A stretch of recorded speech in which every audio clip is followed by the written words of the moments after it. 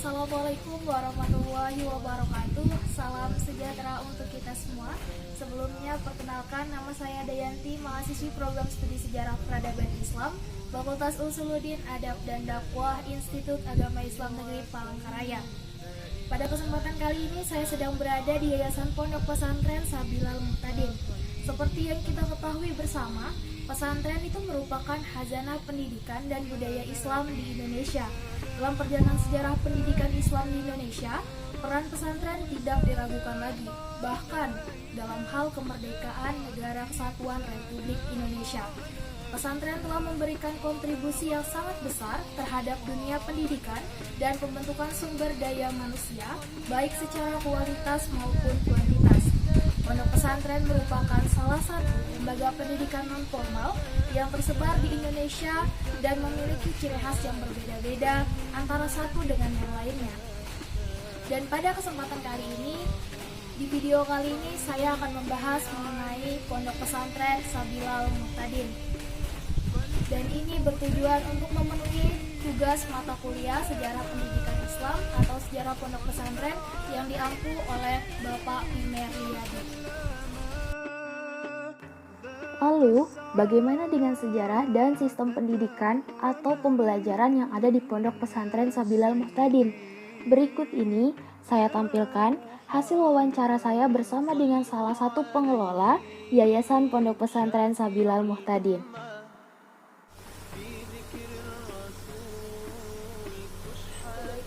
Di sini saya sedang bersama dengan Kak Ikrimah yang merupakan pengelola dari Yayasan Pondok Pesantren Sabilal Muhtadin.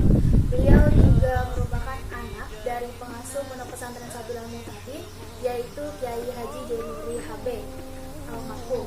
Nah, karena di sini kita membicarakan mengenai sejarah yang ada dari Pondok Pesantren Sabilal Muhtadin dan juga tentang sistem pendidikannya, langsung saja saya tanyakan kepada Kakak. Gimana nih Kak sejarah berdirinya Yayasan Pondok Pesantren Sabilal Muhtadin ini? Ini langsung saya jawab ya. Jadi Pondok Pesantren Sabilal Muhtadin ini berdiri tahun 1965. Ini sebenarnya digagas oleh tetuha bahari Kalujar kita, orang-orang dulu, kain ini datu, itu yang menggagas untuk bisa mendirikan pondok pesantren di kampung Jakarta. Dan ketika itu berdiri, dulunya hanya ada madrasah diniyah, jadi sangat kecil sekali, dan ini belum sebesar ini ya pastinya. Dan pada tahun 1983 itu baru diambil alih oleh Abah, oleh Kiai Haji Zainul Abidin. Karena pada saat itu Abah baru pulang pendidikan dari Mekah. Dulu sebelumnya ada 6 tahun di pondok pesantren di Kemangki, kemudian melanjutkan 6 tahun setengah di Mekah. Jadi ketika beliau pulang ke Jakarta, gini dong, orang-orang tua dulu merasa, wah dia ini baru pulang dari Mekah nih, pasti ilmunya banyak, sehingga dipercayakanlah pondok pesantren Sabilal Muhtadin kepada Abah. Sehingga pada tahun 1983 mulai dikelola Abah sampai dengan tahun 2016, yang awalnya hanya ada madrasah diniyah sehingga adalah madrasah ibtidaiyah, sanawiyah, aliyah, dan juga madrasah salafiyah. Berarti begitu ya Kak untuk sejarahnya. Lalu nih Kak, kalau boleh tahu, itu sistem pembelajaran yang digunakan Yayasan Sabilal Muhtadin ini yang seperti apa?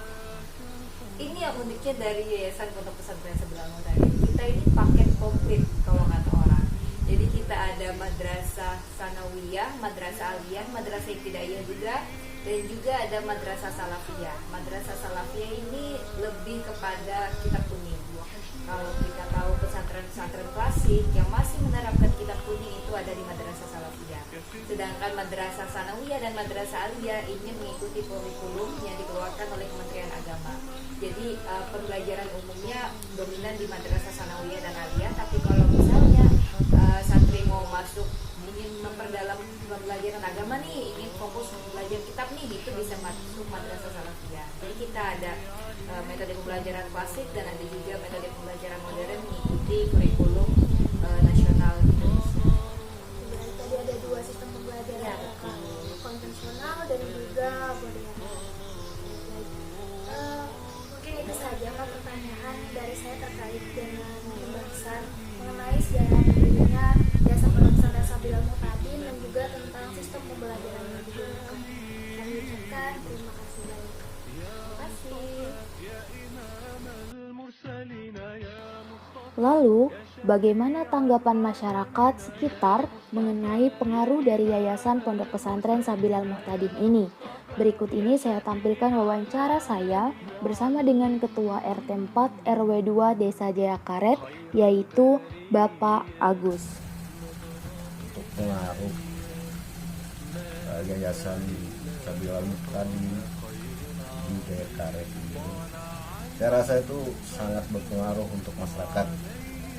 Dari kebaikannya, dari kemarin sebelum beliau meninggal, Bapak pengasuh itu sudah sangat berpengaruh besar, bukan hanya dari Jayakaret, tapi sampai ke pelosok daerah pun mengirim santri-santrinya ke pondok ini, ke pondok Sabilal Muhtadin.